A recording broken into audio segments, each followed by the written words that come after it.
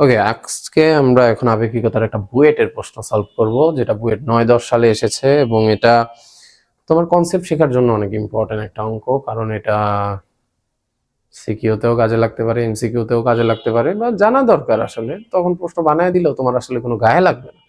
তো আসো আমরা প্রশ্নটা পড়ি। খুব মজার একটা কোয়েশ্চেন।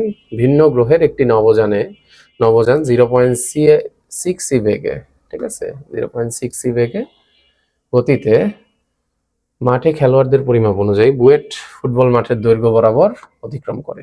এই জন্য এত বেগ পাইছে। 0.6 কম মনে করো, অনেক বেগ।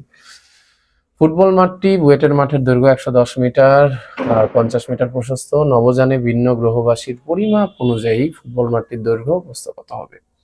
তার মানে আমাদের একটা ফুটবল মাঠ আছে যেটা রেক্টেঙ্গেল, মানে আয়তাকার শেপে বুয়েটের মাঠটা। আমরা একটা কাজ করতে পারি, আমরা বুয়েটের মাঠটা ড্র করে ফেলি। এটা আমাদের মাঠ এবং এটা আঁকলাম। এটা নর্মালি আমরা পৃথিবী থেকে যখন দেখি আমাদের কাছে, মানে খেলোয়াড়দের কাছে, এটা পাশে এটা লিখে দিই যে এটা হলো খেলোয়াড়দের কাছে। এটা মনে হয় খেলোয়াড়দের কাছে কত মনে হয়? খেলোয়াড়দের কাছে দৈর্ঘ্য মনে হয় হলো 110 মিটার, প্রস্থ কত মনে হয়? 50 মিটার। এই হলো তার মানে আমরা একটা কাজ করতে পারি, এটাকে আমরা এল দিতে পারি লেন্থ, এটা আমরা উইথ, এটাকে আমরা বি দিয়ে প্রকাশ করতে পারি। এটা খেলোয়াড়দের কাছে। এখন আমাদের প্রশ্ন করতে চাইছেন, আমরা এটা কালারটা চেঞ্জ করে নেই, এখন আমরা হোয়াইটে চলে যাই। প্রশ্নকর্তা কি চেয়েছেন? প্রশ্ন: ভিন্ন গ্রহবাসীর পরিমাপ অনুযায়ী ফুটবল মাঠটির দৈর্ঘ্য কত হবে? কি বরাবর দৈর্ঘ্য অতিক্রম, মাঠের দৈর্ঘ্য বরাবর অতিক্রম করে? প্রশ্ন বুঝছো? 2-3 বার বলে ফেলছি এর মধ্যে।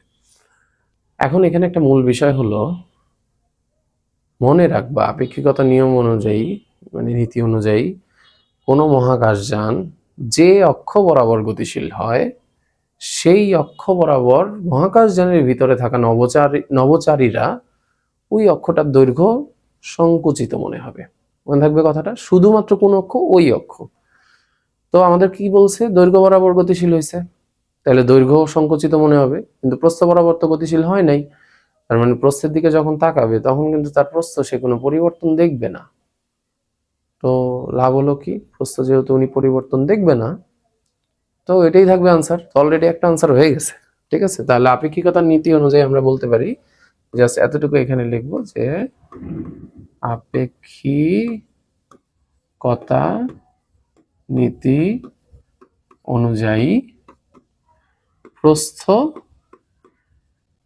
বরাবর, বারবার এই গাঢ় হয়ে যায়, গাঢ়। এটা ঠিক করি, বেশি গাঢ় করে লিখতেছি, এই জন্য স্ট্রাগল করতে হচ্ছে। কমে দিই থিকনেস। ও তোমরা তো বুঝছো, তোমরা লিখতে থাকো। আপেক্ষিকতা নীতি অনুযায়ী প্রস্থ বরাবর গতিশীল নয়, তাই প্রস্থ একই পর্যবেক্ষণ করবে। তার মানে প্রস্থ কত? প্রস্থ হলো 50 মিটার, কিন্তু দৈর্ঘ্য কোনটা পর্যবেক্ষণ করবে? এল নট হলো আমাদের স্থির অবস্থা। এই জন্য আমরা এখানে একটু কারেকশন করি, আমরা এটাকে আর এল দেবো না, আমরা কি দিলাম? এল নট। কেন দিছি আমি এটা পাশে লিখে দিই। এটা হলো স্থির অবস্থায় পর্যবেক্ষণকৃত দৈর্ঘ্য, যেটা খেলোয়াড়রা করছিল। স্থির অবস্থায় দৈর্ঘ্যকে আমরা কি বলবো? স্থির অবস্থায় দৈর্ঘ্যকে আমরা এল নট দ্বারা প্রকাশ করবো। ওটা পরিবর্তন হয় না, এই জন্য ওইটার মধ্যে নট কিছু দিলাম না। তাইলে কিন্তু দৈর্ঘ্য সংকুচিত মনে হবে,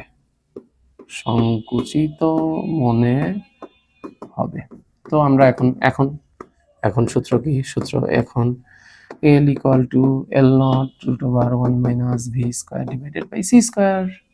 এটা হলো আমাদের ফর্মুলা। আর আমাদের L মানে কি? L মানে হলো চলমান অবস্থায় পর্যবেক্ষণকৃত দৈর্ঘ্য। এই লিখলাম। এরপরে যাও, মান বসায় দাও। L naught এর ভ্যালু কত ছিল? 110 into root over 1 minus, এখানে 0.6 আছে, তাই সিসি কাটা যাবে, 0.6 স্কয়ার। এখন আমাদের আনসার বের করে ফেলবে আমরা। সবাই সি করে দাও। 110 গুণ রুট 1 মাইনাস 0.6 স্কয়ার সমানে দাও কত 88 মিটার পর্যবেক্ষণ করবে। ফাইন, তাহলে আমাদের কত হবে 88 মিটার। এটাই আনসার। দেখো আমরা বুয়েটের প্রশ্ন সলভ করে ফেলছি এবং এটা অবশ্যই মনে রাখবা যে এরকম হয়। ঠিক আছে, তো এটা গেল